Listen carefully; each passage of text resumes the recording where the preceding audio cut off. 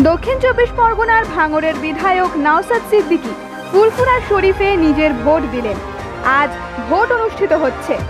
নিজের ভোট কেন্দ্র ফুরফুরা শরীফ এলাকায় দক্ষিণ চব্বিশ পরগনা জেলার ভাঙড়ের বিধায়ক নওশাদ সিদ্দিকী ভোট দিলেন। সাংবাদিকদের মুখোমুখি হয়ে তিনি নিরপেক্ষ এবং শান্তিপূর্ণ ভোটের আহ্বান জানালেন। আর আপনারা সেই ছবি দেখছেন সরাসরি শুধুমাত্র বাস্তব নিউজের পর্দায়।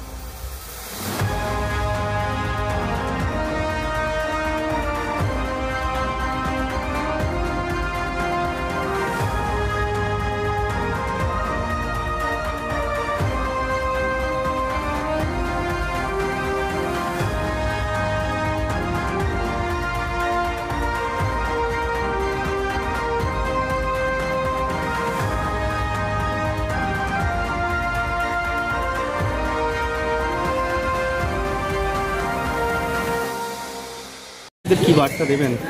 দেখুন, নতুন করে বার্তা দেওয়ার নয়, বার্তা দেওয়াই আছে যে বুথে দাঁড়িয়ে গণতন্ত্রকে রক্ষার লড়াইটা লড়ে যেতে হবে। কোনো রকমভাবে বুথ লোটেদারদেরকে বুথে প্রশ্রয় দেওয়া যাবে না, ভোট লোড করতে দেওয়া যাবে না, বুথে এসে অরাজকতা করতে দেওয়া যাবে না।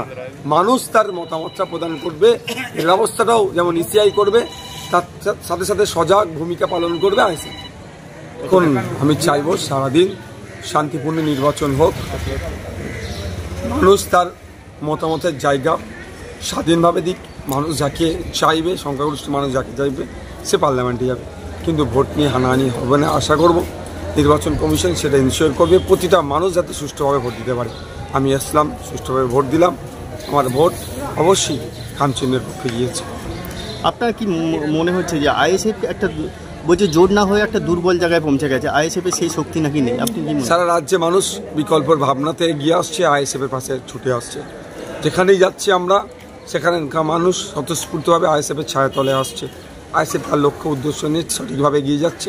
হ্যাঁ, যাওয়ার পথে যদি কেউ আইএসএফ এর সাথে হাত মিলাতে চায়, বিজেপি তৃণমূলকে পরাস্ত করার জন্য তাদের সাথে হাত মিলাতে প্রস্তুত আছি, কিন্তু আত্মসম্মান বিকিয়ে দিয়ে নয়, আত্মসম্মান বজায় রেখে যে কোনো জোটে আমরা যেতে রাজি আছি বিজেপি তৃণমূলকে হারাতে। বর্তমানে এই রাজ্যের আপনার ইলেকশন চলছে, এখানে কেউ হাত বাড়ায়নি, আমরা একা আর মতো আমরা লড়াই করে যাচ্ছি বিজেপি তৃণমূলকে কোণঠাসা করার জন্য।